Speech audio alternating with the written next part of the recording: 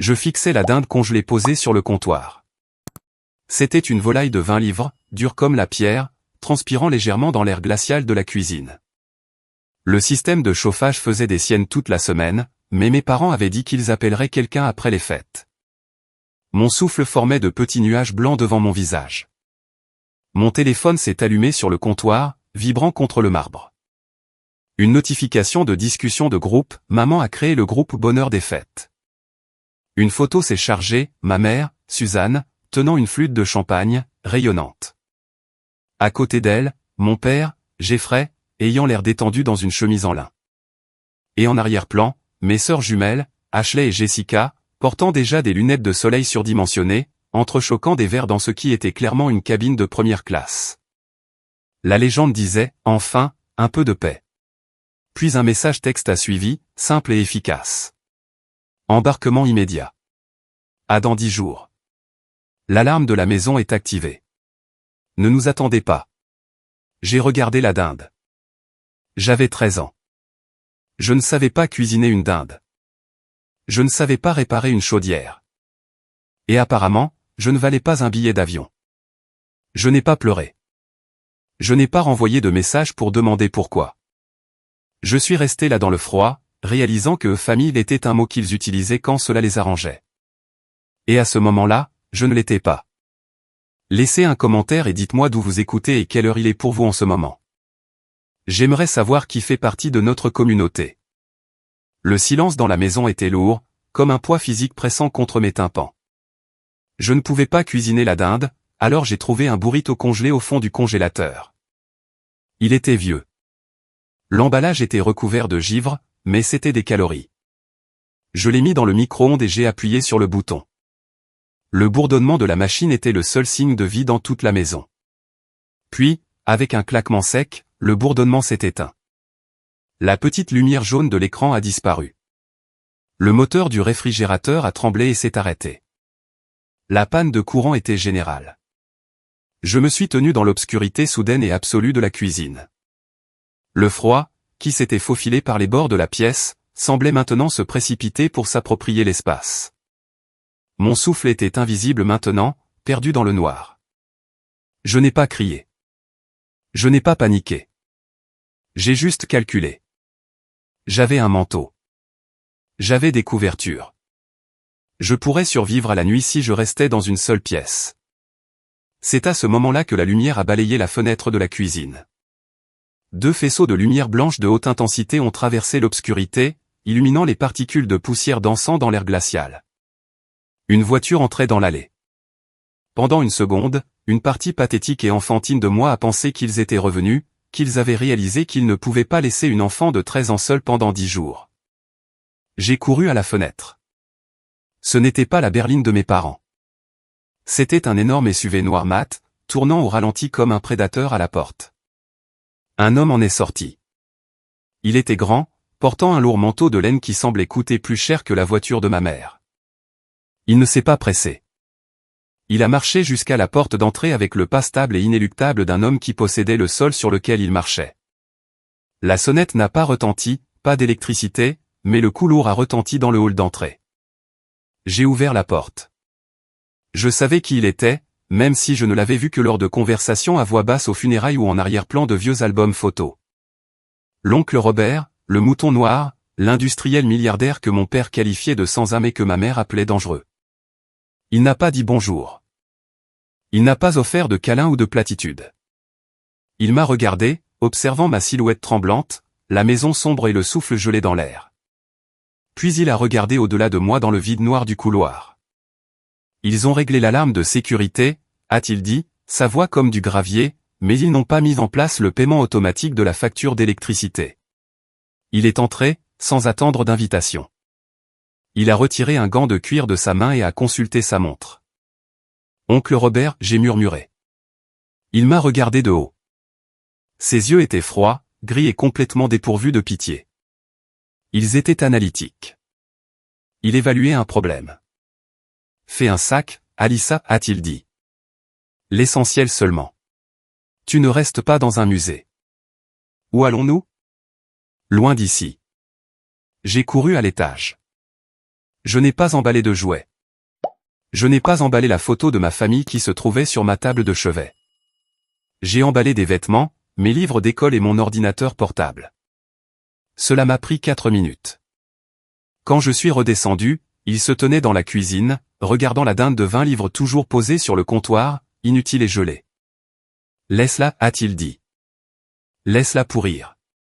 Cela leur convient bien. Je suis sorti par la porte d'entrée et suis monté sur le siège passager du SUV. L'intérieur sentait le cuir coûteux et l'air conditionné. Il faisait chaud. Alors que nous nous sommes éloignés, j'ai regardé ma maison d'enfance disparaître dans le rétroviseur, engloutie par l'obscurité. Je ne le savais pas alors, mais je venais de franchir une frontière. Je quittais le monde des laissés pour compte et j'entrais dans le monde des architectes. Vivre avec l'oncle Robert n'était pas une question de guérison. C'était une question de recalibration. Sa maison, une forteresse brutaliste de béton et de verre perchée au bord d'une falaise, n'avait pas de coin douillet. Elle avait des lignes de visée. Elle avait une intégrité structurelle. Elle avait du silence. Non pas le silence vide et terrifiant de la maison de mes parents, mais un silence délibéré et lourd qui ressemblait à un bouclier. Pendant les premiers mois, j'ai essayé de me rendre invisible. J'étais experte en la matière. Je me déplaçais dans les pièces sans faire de bruit. Je mangeais rapidement, nettoyais immédiatement et me retirais dans la chambre d'amis avant que quiconque ne puisse se souvenir que j'étais là. Je pensais que c'était le loyer que je devais payer pour exister. Un soir, Robert m'a trouvé assise dans la bibliothèque, blottie dans l'ombre d'une étagère, le regardant travailler à son bureau. Je me suis figé, attendant d'être réprimandé pour avoir rôdé. Il n'a pas levé les yeux de ses documents. « Tu recommences » a-t-il dit. « Faire quoi » j'ai demandé, ma voix à peine un murmure, disparaissant. « Tu penses que si tu es assez silencieuse, tu ne seras pas un fardeau. Tu penses que le silence est un manque. » Il a finalement levé les yeux, me clouant avec ce regard gris et analytique. « Tu as tort. Le silence est une donnée. » Il m'a fait signe de venir. Il a montré un plan sur son bureau, un développement commercial complexe. « Dis-moi ce que tu vois. » J'ai regardé les lignes. Je vois un hall, des ascenseurs, des bureaux. Regarde de plus près. Qu'est-ce que tu vois? J'ai hésité. Puis j'ai laissé mon instinct naturel prendre le dessus, l'instinct aiguisé par 13 ans à observer une famille qui ne me regardait jamais en retour. La circulation est mauvaise, j'ai dit. Le bureau d'accueil fait face à la fenêtre, donc la réceptionniste sera aveuglée par le soleil de l'après-midi. Les ascenseurs sont trop éloignés de l'entrée principale, donc les gens se rassembleront au milieu et bloqueront la circulation. C'est inefficace. Robert a souri. C'était une chose terrifiante et acérée. Exactement. Tu vois les défauts parce que tu passes ta vie en arrière-plan, à observer comment les gens se déplacent. Ta famille t'a ignoré, Alyssa. Ils t'ont traité comme un meuble. Mais pendant qu'ils étaient occupés à poser pour des photos, tu étudiais la pièce. Tu as remarqué les fissures dans les fondations pendant qu'ils admiraient la peinture. C'est à ce moment-là que le récit a changé. Il ne m'a pas offert de pitié pour être l'enfant oublié. Il m'a offert une description de poste. Le don de l'ombre, a-t-il appelé cela. La capacité de voir la vérité parce que personne ne pense que tu es assez importante pour la te cacher. Tu ne parles pas, Alyssa, m'a-t-il dit. Tu observes. Ce n'est pas une faiblesse. C'est dangereux. C'est du pouvoir. À partir de ce jour, mon éducation a commencé. Il ne m'a pas acheté de poupées ou de jeux vidéo. Il m'a acheté des livres sur l'ingénierie structurelle, le droit des contrats et les tactiques de négociation. Il m'a appris que l'architecture n'était pas seulement une question de bâtiment. C'était une question de contrôler le comportement. Si tu contrôles la structure, tu contrôles les gens à l'intérieur. Mes années d'adolescence n'ont pas été marquées par des balles de promo ou des matchs de football. Elles ont été marquées par des visites de sites et des réunions de conseil d'administration où je m'asseyais dans un coin, prenant des notes sur qui mentait et qui était désespéré. J'ai arrêté de vérifier mon téléphone pour des messages de ma mère. J'ai arrêté de regarder les photos de leurs vacances aux Bahamas ou dans les Alpes. Ces images glacées n'étaient que des façades, et j'apprenais à regarder au-delà du revêtement pour voir les poutres pourries en dessous. Je n'étais plus la fille abandonnée. J'étais un projet en construction, et la fondation était coulée avec du béton, de l'acier et une détermination absolue et froide. À l'âge de 16 ans, j'avais appris plus sur l'effet de levier que la plupart des adultes n'apprennent dans une vie entière. Mais il restait une leçon à apprendre. J'avais besoin d'un espace de travail. Mon bureau était une table de jeu que j'avais récupérée du sous-sol, et elle vacillait chaque fois que j'effaçais une ligne. J'ai trouvé Robert dans le solarium, passant en revue les rapports trimestriels. J'ai besoin d'un nouveau bureau, j'ai dit, et d'une lampe de dessin. L'éclairage de ma chambre est insuffisant. Il n'a pas levé les yeux. Combien? 8 cents. J'ai cligné des yeux. Il n'était pas avare. Il conduisait des voitures qui coûtaient plus cher que des maisons. Pourquoi pas? Parce qu'acheter des meubles ne t'apprend rien. Les construire t'apprend tout. Il a fait glisser un chèque sur la table. C'était pour 5 000 $. Ceci est ton budget. Je ne veux pas que tu achètes un bureau, Alyssa. Je veux que tu conçoives un sanctuaire. Il m'a regardé alors, ses yeux forant les miens. Ta famille t'a fait sentir en insécurité dans ta propre maison. Ils t'ont fait sentir comme une invitée qui avait abusé de son hospitalité. Je veux que tu construises une pièce où tu serais l'autorité, où tu te sentirais intouchable. Si tu peux construire ça, tu peux tout construire. J'ai pris le chèque. J'ai passé les 3 mois suivants obsédé. Je n'ai pas seulement acheté des meubles. J'ai conçu un environnement. J'ai arraché la moquette pour révéler le sous-plancher en béton. J'ai peint les murs d'un gris ardoise profond qui absorbait la lumière plutôt que de la refléter. J'ai conçu un bureau en L sur mesure et j'ai embauché un soudeur local pour en construire le cadre, négociant le prix à la baisse en signalant les défauts de son travail précédent. J'ai installé une insonorisation. J'ai acheté une chaise ergonomique qui ressemblait à un cockpit. J'ai créé un espace qui n'était ni doux ni joli. C'était un centre de commandement. Quand il a été terminé, j'ai appelé Robert. Il s'est tenu dans l'embrasure de la porte, ses yeux parcourant la pièce. Il a vérifié les soudures du bureau. Il a testé la projection de la lumière. Il a noté les panneaux acoustiques. Il s'est tourné vers moi et a hoché la tête. Un seul hochement de tête net et décisif. Bien, a-t-il dit.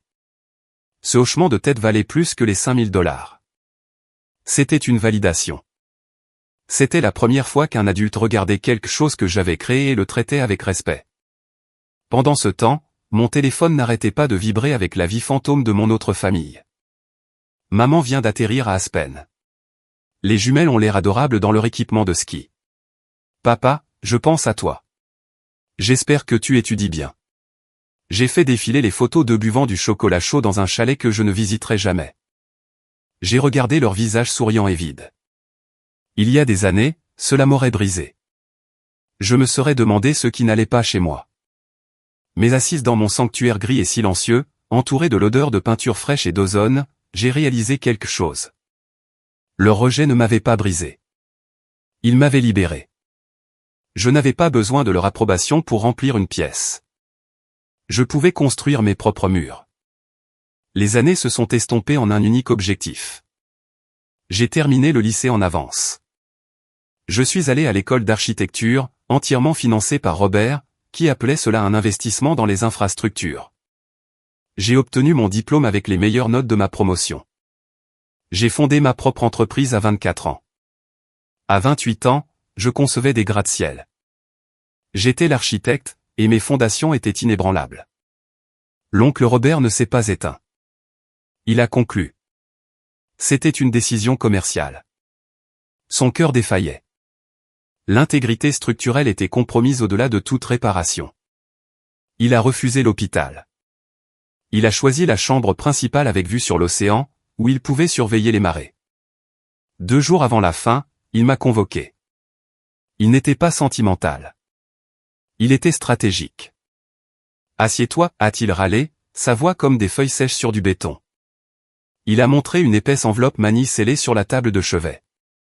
C'est l'ordre de démolition. Ne l'ouvre pas avant la lecture. Je ne le ferai pas. Ils reviendront, Alyssa.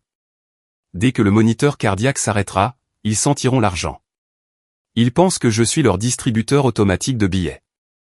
Ils pensent que tu es la concierge. Il m'a serré le poignet, sa force me surprenant. Ne les laisse pas entrer. Ni dans ta tête.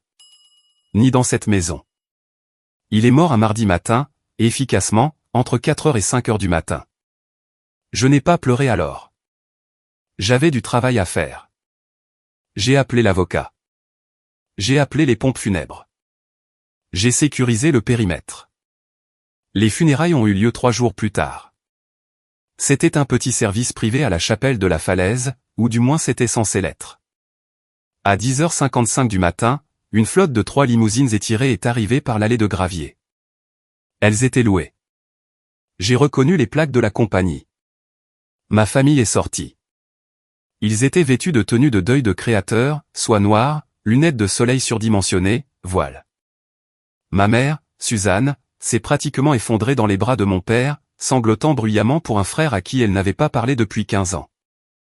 Mes sœurs, Ashley et Jessica, diffusaient leur chagrin en direct, tapotant des yeux secs avec des mouchoirs en dentelle. Elles avaient l'air d'une mauvaise production d'une tragédie grecque. Je me tenais près de la tombe, portant un tailleur anthracite élégant que j'avais conçu moi-même. Elles sont passées juste à côté de moi. Elles n'ont pas vu la directrice générale d'une entreprise valant plusieurs millions de dollars. Elles ont vu la fille de 13 ans dans la cuisine gelée.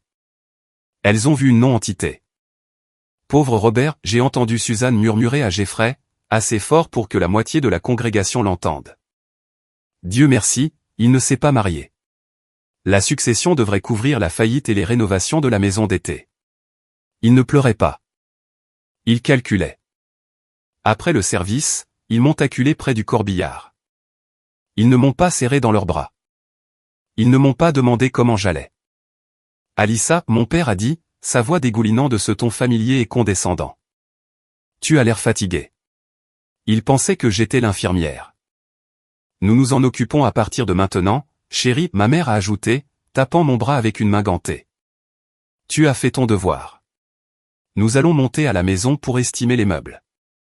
Nous devons voir ce qui vaut la peine d'être gardé avant la vente de succession. Elle a tendu sa main.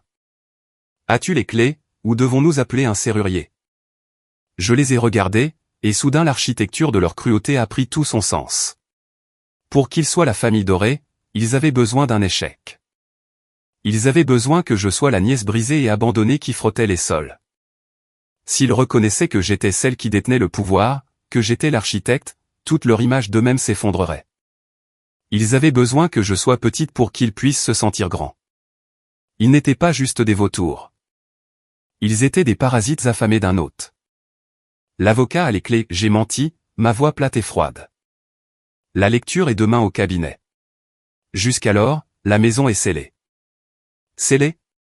Ashley a ricané. C'est notre maison. Demain, j'ai dit, et je leur ai tourné le dos. J'ai marché jusqu'à ma voiture, je suis monté, et je les ai regardés dans le rétroviseur, se disputant avec les gardes de sécurité que j'avais engagés pour maintenir le portail fermé. La salle de conférence du cabinet d'avocat était conçue pour intimider. Tout était d'acajou foncé, de fenêtres du sol au plafond, et de climatisation réglée à une température qui vous tenait éveillé. Ma famille était assise d'un côté de la table. J'étais assise de l'autre. Jeffrey vérifiait sa montre, tapant un doigt manucuré contre le bois poli. Suzanne chuchotait aux jumelles, Ashley et Jessica, qui faisaient défiler des annonces immobilières sur leur téléphone. Ils dépensaient déjà l'argent. Ils m'ont regardé une seule fois, avec un mélange de pitié et d'agacement, comme si j'étais une tache sur la nappe qu'ils ne parvenaient pas tout à fait à nettoyer. L'avocat, Monsieur Sterling, est entré dans la pièce. Il ne portait pas de mallette. Il portait un seul dossier mince. Il s'est assis au bout de la table et a ajusté ses lunettes. Robert préférait l'efficacité, a-t-il dit, sa voix sèche comme la poussière. Donc, je serai bref. Lisez juste les chiffres, Jeffrey a dit, se penchant en arrière dans sa chaise. Nous savons qu'il était liquide. Sterling l'a ignoré. Il a ouvert le dossier. À mon frère, Jeffrey, il a lu, je te laisse la dette que tu as accumulée en 1998. Le billet à ordre pour l'entreprise ratée et par la présente pardonnée. Tu es maintenant solvable. De rien. Jeffrey a cligné des yeux. Quoi? Cette dette avait été annulée il y a des années. Où est l'argent? Sterling a continué. À ma belle-sœur, Suzanne, je te laisse le silence que tu as donné à ta fille. Puisse-t-il t'apporter le même réconfort qu'à elle? La bouche de Suzanne est tombée. Je ne comprends pas. Est-ce une blague? Et enfin, Sterling a dit, me regardant directement. À ma nièce, Alyssa, l'architecte de sa propre vie, je laisse l'intégralité de ma succession, l'entreprise, les propriétés, les portefeuilles d'investissement et les actifs résiduels. Tout. Le silence dans la pièce a duré exactement 3 secondes. Puis elle a explosé. C'est illégal. Jeffrey a claqué sa main sur la table. C'est notre argent. Ashley a crié, laissant tomber son téléphone. Je n'ai pas bougé. Je n'ai pas parlé. Je les ai regardés se défaire avec l'intérêt détaché d'un scientifique observant des bactéries sous une lame. Sterling a levé une main. Il y a un document de plus, a-t-il dit. La pièce s'est tue, lourde de l'espoir désespéré que ce soit la correction, le vrai testament. Monsieur et Madame Miller, Sterling a dit à mes parents, vous affirmez qu'Alyssa a contraint Robert. Ce document suggère cependant une dynamique différente. Il a fait glisser une feuille de papier sur la table en acajou vers Jeffrey. Il était jauni par le temps. J'ai reconnu l'écriture nette et anguleuse de Robert, et à côté, les signatures en boucle et négligentes de mes parents. Qu'est-ce que c'est? Suzanne a murmuré. Un contrat de prêt, Sterling a dit. Daté du 24 décembre, il y a 15 ans. Le jour où vous êtes parti pour les Bahamas. Mon sang s'est glacé. La date. La dinde congelée. La maison vide. Vous avez emprunté 500 000 $ à Robert, Sterling a continué, sa voix dépourvue d'émotion. Pour couvrir des dettes de jeu et l'entretien de votre mode de vie. Robert a accepté de le payer à une condition. Il a montré une clause en bas de la page. Garantie, Sterling a lu. En échange de cette somme, Jeffrey et Suzanne Miller acceptent de renoncer à toute revendication parentale sur Alyssa Miller. Ils acceptent de transférer la garde physique à Robert Miller et de cesser tout soutien financier et émotionnel. Ils acceptent que l'enfant est à la charge du prêteur. Le monde a cessé de tourner. Il ne m'avait pas oublié. Il n'avait pas seulement été négligent. Il m'avait vendu. J'ai regardé le papier. 500 000 $. C'était mon prix. C'était pourquoi il n'avait jamais appelé. C'était pourquoi il n'était jamais revenu. Ce n'était pas parce que j'étais indésirable. C'était parce qu'ils avaient encaissé le chèque. J'ai levé les yeux vers mes parents. Je m'attendais à voir de la honte. Je m'attendais à voir du regret. Au lieu de cela, j'ai vu de l'agacement. Nous étions dans une impasse, Jeffrey a dit, sa voix s'élevant en défense. Il avait tout l'argent. C'était la seule façon dont il nous aiderait. Nous avons fait ce que nous avions à faire pour survivre. Nous t'avons donné une meilleure vie, n'est-ce pas? Tu as vécu dans un manoir. Nous t'avons sacrifié. Suzanne a crié, des larmes coulant sur son visage, des larmes pour elle-même. Cela vous a coûté exactement 500 000 $, j'ai dit. Ma voix n'a pas tremblé. C'était la voix de l'architecte, et vous l'avez tout dépensé. C'est un piège. Jeffrey a hurlé à l'avocat. Il ne peut pas nous reprocher cela. Nous voulons notre part. Vous avez eu votre part, j'ai dit. Je me suis levé. La chaise a raclé bruyamment le sol. Il y a 15 ans, vous avez échangé une fille contre un mode de vie. La transaction est terminée. J'ai regardé le document une dernière fois. Ce n'était pas une tragédie. C'était un reçu. La pièce était silencieuse, sauf pour le bourdonnement de la climatisation. Je me suis tenu là, regardant les gens qui m'avaient donné la vie et l'avaient ensuite vendue pour un gain rapide. Je ne ressentais plus de colère. Je ressentais de la clarté, le genre de clarté que l'on obtient quand on voit enfin le défaut structurel dans un bâtiment condamné dès le départ. Alyssa, ma mère a gémi, tendant une main vers moi. J'ai regardé sa main. Elle tremblait, non pas d'amour, mais de la réalisation désespérée que le distributeur automatique était fermé. Non, j'ai dit. Vous êtes des emprunteurs, et votre crédit n'est pas bon ici. Je me suis tourné et je suis sorti de la salle de conférence. Je n'ai pas regardé en arrière. J'ai traversé le hall du cabinet d'avocats, j'ai dépassé la réceptionniste, qui a hoché la tête respectueusement, et je suis sorti dans la lumière du soleil vive et aveuglante du parking. Je suis monté dans ma voiture et j'ai conduit. J'ai dépassé les limites de la ville, j'ai dépassé les banlieues où des familles menaient des vies que je ne comprendrai jamais, et j'ai remonté la route côtière sinueuse jusqu'à la maison de la falaise, ma maison. Quand je suis arrivé, le portail était ouvert. La sécurité escortait une berline noire familière hors de la propriété. Mes parents, ils étaient venus directement ici, espérant quoi? Supplier? Voler? S'introduire? J'ai arrêté ma voiture dans l'allée et je suis sorti. Jeffrey m'a vu. Il a baissé sa vitre, le visage tordu de rage. Petite ingrate. Quittez ma propriété, j'ai dit. Ma voix était calme. Elle portait sur le bruit de l'océan en contrebas. Ou je vous ferai arrêter pour intrusion. Ce n'est pas fini, il a crié tandis que le garde de sécurité lui faisait signe d'avancer. Vous avez déjà tout pris, j'ai dit, et vous l'avez dépensé. Maintenant, partez. Je les ai regardés s'éloigner en voiture, leurs feux arrière disparaissant au coin de la route. Puis je me suis retourné vers la maison. La structure brutaliste en béton se dressait contre le ciel, austère et inflexible. Elle n'était pas chaleureuse. Elle n'était pas douillette, mais elle était forte. Je suis entré et j'ai fermé la lourde porte d'entrée. J'ai tourné la serrure. Clic. C'était le son le plus satisfaisant que j'ai jamais entendu.